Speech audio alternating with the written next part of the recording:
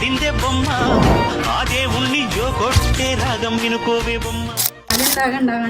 నమస్తే అండి, welcome to Isha saris. మన దగ్గర ఫస్ట్ వచ్చేసి లో రేంజ్ అంటే 245 జార్జెట్ నుంచి స్టార్టింగ్ అండి రేటు. డైలీ వేర్ లో జార్జెట్ నుంచి crepe, Malabar, brocade all varieties ఉన్నాయండి.